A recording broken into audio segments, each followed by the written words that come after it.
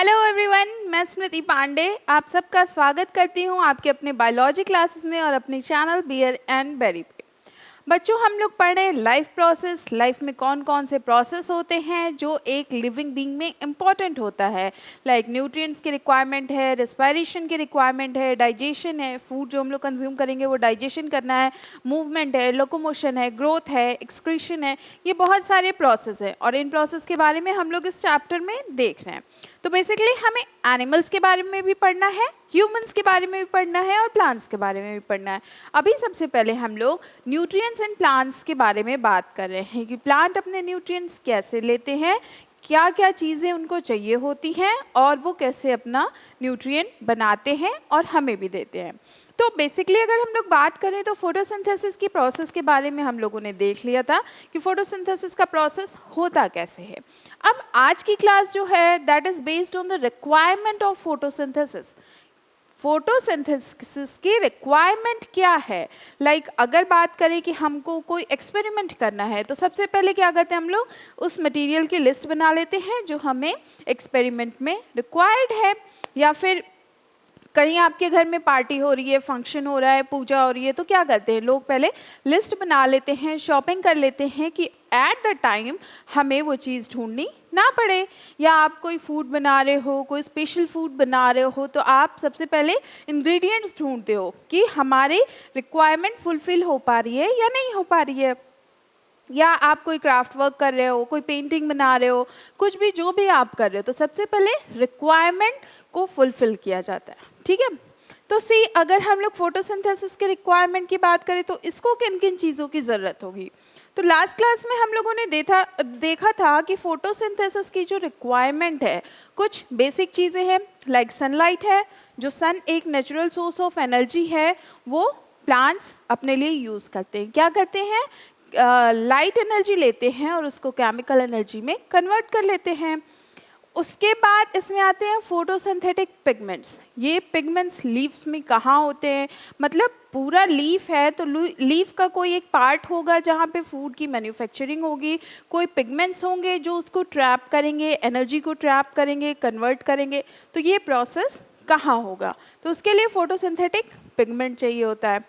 Carbon dioxide जो हमारे atmosphere में प्रेजेंट है, ये कार्बन डाइऑक्साइड प्लांट लेते हैं और ऑक्सीजन फ्रेश एयर हमें दे देते हैं।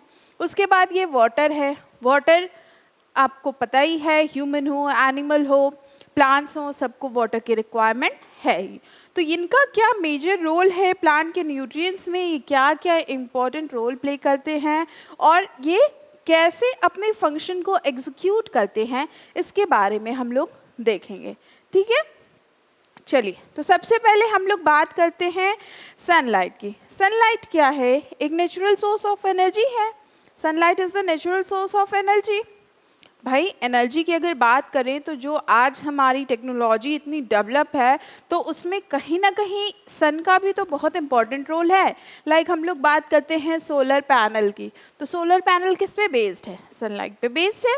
सोलर कुकर की बात करें तो वो किस पे बेस्ड है, सनलाइट पे बेस्ड है। बहुत सारे सैटेलाइट्स हैं जो सन से एनर्जी लेके अपने आप को रोटेट करते रहते हैं हमारे अर्थ के सराउंडिंग में।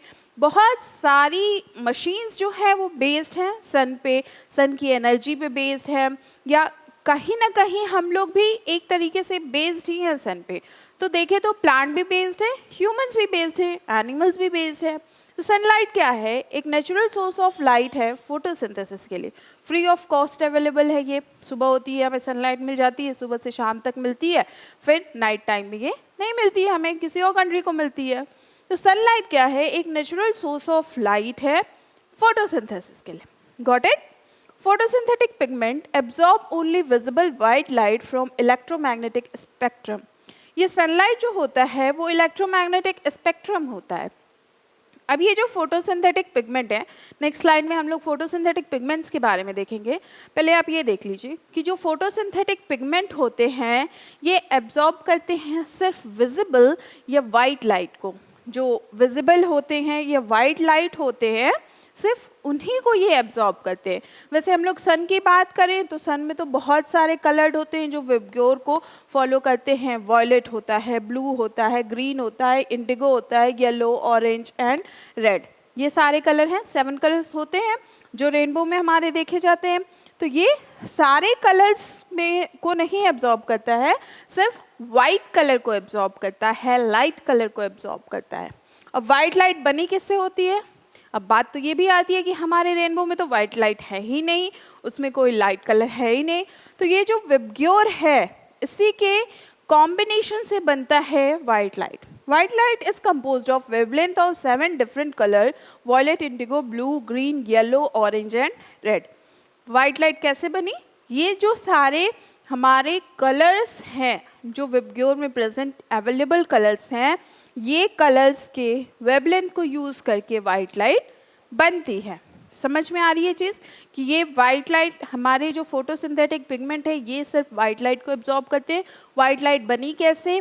जो हमारे पास जो हमारे रेनबो के 7 कलर्स हैं, जो सनलाइट से ये 7 कलर्स मिलते हैं हमें, उनके कॉम्बिनेशन से ये बनता है, उनके जो वेवलेंथ है उनसे बनता है। ओके, तो ये हमारे सन है। सन का रोल समझ में आया कि सन एक नेचुरल सोर्स ऑफ लाइट है जो फोटोसिंथेसिस में हेल्प करता है। सन जो होता है ये फोटोसिंथेटिक पिगमेंट्स होते हैं, सनलाइट जो होते हैं that is the photosynthetic pigment जो एब्जॉर्ब करते हैं सिर्फ विजिबल लाइट को। विजिबल लाइट या वाइट लाइट, ये वाइट लाइट किससे बनी होती है? That white light is composed of wavelength of 7 different colours of VIBGYOR. Got it? तो ये हमारी सनलाइट है। चलिए अब हम लोग दूसरे सोर्स की बात करते हैं, दैट इज कार्बन डाइऑक्साइड। अब कार्बन डाइऑक्साइड क्या होता है? तो अगर कार्बन डाइऑक्साइड की बात करें तो हम लोग बेसिक जो चीज़ें जानते हैं कार्बन डाइऑक्साइड के बारे में वो ये है कि हम लोग कार्बन डाइऑक्साइड को एक्सेल कर रहे हैं और प्लांट कार्बन डाइऑक्साइड को इनहेल कर रहे हैं। ठीक है, carbon CO2, 1 molecule of carbon होते हैं और 2 मॉलिक्यूल्स ऑफ ऑक्सीजन होते हैं। नाउ सी, जितने भी प्लांट होते हैं इनकी रिक्वायरमेंट होती है कार्बन डाइऑक्साइड के लिए। क्यों चाहिए होता है? ताकि ये कार्बोहाइड्रेट का फॉर्मेशन कर सके। कार्बोहाइड्रेट क्या होते हैं? कार्बोहाइड्रेट CHO, इसमें कार्बन, हाइड्रोजन और ऑक्सीजन के मॉलिक्यूल्स होते हैं। तो आपने क्या देखा? आपने जो प्लांट को दिया, मतलब प्लांट ने जो कार्बन डाइऑक्साइड लिया उसमें हमारे पास कार्बन है और ऑक्सीजन है, तो ये बना रहे हैं कार्बोहाइड्रेट। अब कार्बन तो इसको मिल जा रहा है इससे कार्बन डाइऑक्साइड से, ऑक्सीजन भी मिल जा रहा है कार्बन डाइऑक्साइड से। ये वाटर कहाँ से मिल रहा है? हाइड्रोजन कहाँ से मिल रहा है? तो ये हाइड्रोजन हमें मिलता है वाटर से, क्योंकि वाटर का फॉर्मूला होता है H2O। तो यहाँ पे 2 मॉलिक्यूल्स ऑफ हाइड्रोजन होते हैं और 1 मॉलिक्यूल ऑफ ऑक्सीजन होता है। तो ये कार्बन डाइऑक्साइड और H2O के साथ कॉम्बिनेशन करके ये बनाते हैं कार्बोहाइड्रेट। ठीक, तो जो भी रिक्वायरमेंट है कार्बन प्लांट को कार्बन डाइऑक्साइड की, वो इसलिए होती है कि ये अपने कार्बोहाइड्रेट को बना सके। कार्बोहाइड्रेट क्या होता है? जो फूड आप खाते हो, जो आप पोटैटो खा रहे हो, ब्रिंजल खा रहे हो, लेडी फिंगर खा रहे हो, उन सब में कार्बोहाइड्रेट होता है। थोड़ा थोड़ा राइस खा रहे हो, ग्रेन्स खा रहे हो, पल्सेस खा रहे हो, फ्रूट्स खा रहे हो, तो सब में थोड़े थोड़े कार्बोहाइड्रेट होते हैं। The carbon dioxide is obtained by the plant from the atmospheric air. अब इसको कार्बन डाइऑक्साइड कहाँ से मिलता है? कोई प्लांट है, ये प्लांट है, इसको कार्बन डाइऑक्साइड कहाँ से मिलेगा? जो इसके एटमॉस्फेयर में एयर प्रेजेंट है उसी से तो ये लेगा। भाई आपके एटमॉस्फेयर में जो ऑक्सीजन प्रेजेंट है आप उसी से लोगे, तो प्लांट के भी एटमॉस्फेयर में जो कार्बन डाइऑक्साइड है, जो एयर है, ये उससे अपने लिए कार्बन डाइऑक्साइड ले लेगा। ठीक, now if the terrestrial plant मतलब जो लैंड पे ग्रो करते हैं, aquatic plant, marine plants, ocean में भी बहुत सारे प्लांट्स होते हैं, लाइक जो मरीन लाइफ होती है, मरीन एनिमल्स होते हैं, तो वहाँ पे भी एनिमल्स भी होते हैं, प्लांट्स भी होते हैं। टेरेस्ट्रियल प्लांट मतलब जो प्लांट हमारे लैंड पे है, ड्राई लैंड पे है, उसकी बात कर रहे हैं। The carbon dioxide enter into the cell of leaf through tiny pores called stomata which always remain present on the surface of leaf. अब ये जाता कैसे है? कोई प्लांट कार्बन डाइऑक्साइड कैसे लेगा?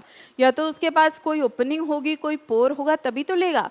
लाइक कोई मशीन देखेंगे तो उसमें से इनलेट होता है। इनलेट मतलब जहाँ से आप मटेरियल को डालोगे, तो प्लांट के पास भी ऐसा कोई इनलेट होना चाहिए जिससे वो कार्बन डाइऑक्साइड को अपने पास ला सके, अपने अंदर ला सके। तो ये जो प्लांट के इनलेट होते हैं ये कहाँ होते हैं, एक ओपनिंग कहें या गेट कहें जो कार्बन डाइऑक्साइड के लिए खुला होता है, तो वो क्या होता है, स्टोमेटा होता है। लीफ पे छोटे छोटे पोल्स होते हैं, ये जो लीफ है इस पे छोटे छोटे पोल्स होते हैं जो स्टोमेटा कहे जाते हैं। इन्हीं के थ्रू कार्बन डाइऑक्साइड लीफ लेता है। ठीक है, तो ये ओपनिंग होती है, मतलब जैसे हम लोग कहें तो ये एक गेट है। कार्बन डाइऑक्साइड को एंट्री करने के लिए ये छोटे छोटे गेट्स होते हैं जो कार्बन डाइऑक्साइड के लिए खुलते हैं, which always remain present on the surface of leaf. Leaf के सरफेस पे ये हमेशा प्रेजेंट रहते हैं। सॉरी, तो ये है कार्बन डाइऑक्साइड के बारे में। ठीक है, चलिए आगे देखें। तो आगे हम लोग देखते हैं फोटोसिंथेटिक पिगमेंट के बारे में। अब आप सोचोगे ये फोटोसिंथेटिक पिगमेंट क्या होता है, ये नई चीज़ कहाँ से आ गई, क्या है ये। तो फोटोसिंथेटिक पिगमेंट क्या होते हैं, ये ऐसे पिगमेंट्स होते हैं जहाँ से सनलाइट ट्रैप की जाती है। कुछ पिगमेंट्स होते हैं लाइक क्लोरोफिल होते हैं, क्लोरोफिल अलग अलग टाइप के होते हैं, तो ये अलग अलग पिगमेंट्स होते हैं जो एब्जॉर्ब करते हैं। सी, ये क्लोरोफिल होते हैं, कैटेनॉइड होते हैं और फाइकोब्लिन्स होते हैं। These pigment absorb only visible light. ये क्या करते हैं, सिर्फ विजिबल लाइट को एब्जॉर्ब करते हैं। विजिबल लाइट मतलब इनको पता होता है कि हमें यही लाइट एब्जॉर्ब करनी है। लाइक किसी भी गेट के अंदर घुसने के लिए गेट कीपर को या फिर गेट को, सिक्योरिटी को पता होता है कि एंट्री किसको देनी है, किसको नहीं देनी है। तो ये फोटोसिंथेटिक पिगमेंट्स जो होते हैं इनको पता होता है कि हमें एंट्री सिर्फ विजिबल लाइट्स को ही देनी है, बाकी अदर किसी लाइट को नहीं देनी है। Chlorophyll A and be absorb only blue and red light and reflect green light. अब ये बहुत इंपॉर्टेंट है, जो क्लोरोफिल ए फोटोसिंथेटिक पिगमेंट्स होते हैं, क्लोरोफिल ए और बी, ये एब्जॉर्ब करते हैं ब्लू और रेड लाइट को। किसको एब्जॉर्ब करते हैं, ब्लू और रेड लाइट को, और ये रिफ्लेक्ट करते हैं ग्रीन लाइट को। मतलब ग्रीन तो ऑलरेडी है तो उसका रिफ्लेक्शन हो जाता है, ये ग्रीन लाइट को एंट्री नहीं देते, और ये एब्जॉर्ब क्या कर रहे हैं, सिर्फ ब्लू लाइट और रेड लाइट को। ध्यान रखिएगा, जो क्लोरोफिल ए है, क्लोरोफिल ए जो है ये सिर्फ एब्जॉर्ब करता है रेड लाइट को, और जो क्लोरोफिल बी है ये एब्जॉर्ब करता है ब्लू लाइट को। नहीं, उल्टा लिख दिया हम। क्लोरोफिल बी जो है वो एब्जॉर्ब करता है रेड को, और क्लोरोफिल ए जो है वो एब्जॉर्ब करता है ब्लू को। आप इससे याद रखिएगा कि जो ऑपोजिट है, मतलब यहाँ पे ए है और यहाँ पे बी है, तो बी वाला बी मतलब ब्लू को नहीं एब्जॉर्ब कर रहा है, बी वाला एब्जॉर्ब कर रहा है रेड को, और ए वाला एब्जॉर्ब कर रहा है ब्लू को। A B and B R, आप ऐसे याद रख सकते हो। एक याद रखोगे ए बी तो आपको याद ही रहेगा, क्लोरोफिल ए के साथ ब्लू अटैच है, क्लोरोफिल बी के साथ रेड अटैच है। ठीक है, तो ये शॉर्ट ट्रिक्स हैं जिसे आप याद रख सकते हो। तो क्लोरोफिल ए और बी किसको एब्जॉर्ब किए, ब्लू और रेड को, रिफ्लेक्ट कर दिए ग्रीन लाइट को। ठीक है, क्लियर है। तो ये आपका फोटोसिंथेटिक पिगमेंट है। Now come to the next and last, ये जो प्लांट की रिक्वायरमेंट है दैट इज वाटर। वाटर सबकी रिक्वायरमेंट है भाई, अगर पानी नहीं रहेगा तो जीना तो मुश्किल ही हो जाएगा, क्योंकि हम लोग कुछ खाएं या ना खाएं पानी तो चाहिए ही। आप कुछ भी खाओ आपको पानी चाहिए ही, आप कोई फूड बना रहे हो उसमें पानी चाहिए। तो प्लांट को भी अपना फूड बनाने के लिए वाटर की रिक्वायरमेंट होती है।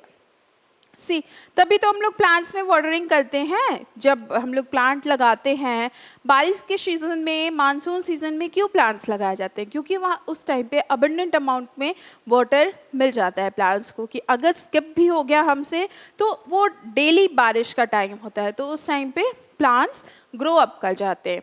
बट अगर न्यू प्लांट है, न्यू मतलब बेबी प्लांट है, तो अगर आप उसको पानी नहीं दोगे डेली तो वो क्या हो जाता है, ड्राई हो जाता है। ठीक, तो इस चीज़ के लिए हमें ध्यान देना पड़ता है कि जब भी बेबी प्लांट लगाते हैं हम लोग, तो वो जब तक थोड़ा ग्रो अप नहीं हो जाता डेली वाटरिंग करनी पड़ती है।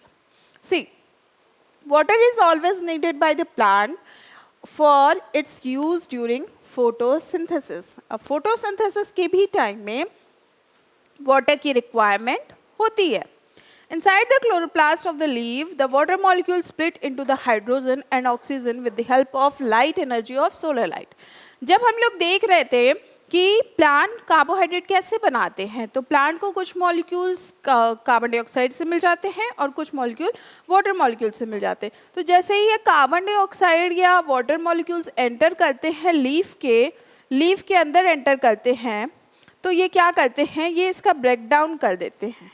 लीफ क्या करेंगे, इसको भी ब्रेक तोड़ देंगे, ऐसे अलग अलग कर देंगे और इसको भी अलग अलग कर देंगे. तो यहाँ भी कार्बन ऑक्सीजन अलग हो गया, यहाँ भी हाइड्रोजन ऑक्सीजन अलग हो गया. अलग होने के बाद ये कैसे अलग होते हैं, ये जो लाइट एनर्जी को ट्रैप किया है, जो सोलर लाइट को ट्रैप किया है, उसी से ये स्प्लिट हो जाते हैं, वो इसको अलग अलग कर देते हैं. Some mineral like salt, nitrogen, phosphorus, potassium, iron, magnesium required by the plant. Plant को कुछ मैक्रोन्यूट्रिएंट्स चाहिए होते हैं, कुछ माइक्रोन्यूट्रिएंट्स चाहिए होते हैं. तो ये जो मिनरल्स होते हैं ये माइक्रोन्यूट्रिएंट्स होते हैं. माइक्रोन्यूट्रिएंट्स लाइक नाइट्रोजन हो गया, फॉस्फोरस हो गया, आयरन, मैग्नीशियम, बहुत सारे न्यूट्रिएंट्स हैं जो प्लांट्स को चाहिए होते हैं ग्रो अप होने के लिए. क्योंकि जैसे ह्यूमंस को, एनिमल्स को न्यूट्रिएंट की रिक्वायरमेंट है, वैसे ही प्लांट्स को भी रिक्वायरमेंट होती है. तभी आपके फ्रूट्स में, वेजिटेबल्स में न्यूट्रिएंट्स अवेलेबल रहते हैं. तो ये न्यूट्रिएंट कहाँ होते हैं, सॉइल में होते हैं. ठीक, अब सॉइल से कैसे ट्रांसपोर्ट होता है वो न्यूट्रिएंट प्लांट तक. तो जब हम लोग वाटरिंग करते हैं तो वाटर में वो मॉलिक्यूल्स अटैच हो जाते हैं, ये जो हमारे मिनरल्स के मॉलिक्यूल है, और वो चले जाते हैं प्लांट्स के अंदर. तो वहाँ पे इसको ट्रांसपोर्ट होने के लिए मीडियम क्या होता है, वाटर एक मीडियम की तरह काम करता है फॉर द मूवमेंट ऑफ ये मिनरल्स. मिनरल्स के मूवमेंट के लिए वाटर एक मीडियम की तरह काम करता है. Now see, nitrogen is an essential element used in the synthesis of protein. Protein के सिंथेसिस के लिए नाइट्रोजन बहुत इम्पॉर्टेंट होता है. मतलब अगर प्रोटीन देखें हम लोग किससे बनता है, तो वहाँ बहुत इंपॉर्टेंट रोल होता है नाइट्रोजन का. एंड अदर कंपाउंड, और कुछ अदर कंपाउंड्स भी होते हैं, लाइक क्लोरोफिल होता है, डीएनए होता है, आरएनए होता है. तो प्लांट्स में भी डीएनए आरएनए होते हैं, प्लांट के भी डीएनए आरएनए हम लोग एक्सट्रैक्ट करके देख सकते हैं. तो समझ में आया वाटर की क्यों रिक्वायरमेंट है. वाटर की रिक्वायरमेंट है ताकि वो अपना कार्बोहाइड्रेट बना सके, ताकि उसमें मिनरल्स का ट्रांसपोर्ट हो सके, और कुछ अगर बेसिक ट्रांसपोर्टेशन भी करना है प्लांट्स में तो उसको भी वो ट्रांसपोर्ट कर सके. तो सेम एज ह्यूमंस, एनिमल्स और प्लांट्स में भी वाटर की रिक्वायरमेंट होती है. तो इतनी चीज़ें थी आपकी जो रिक्वायरमेंट है फोटोसिंथेसिस के लिए. सनलाइट है, फोटोसिंथेटिक पिगमेंट है, कार्बन डाइऑक्साइड है और वाटर है. इतना क्लियर है? आई होप आपको क्लियर होगा. नहीं क्लियर होगा, कोई भी क्वेश्चन हो आप हमसे कमेंट सेक्शन में ज़रूर पूछ सकते हैं और हम उसका आंसर ज़रूर करेंगे. See you in the next class. Take care. Good bye.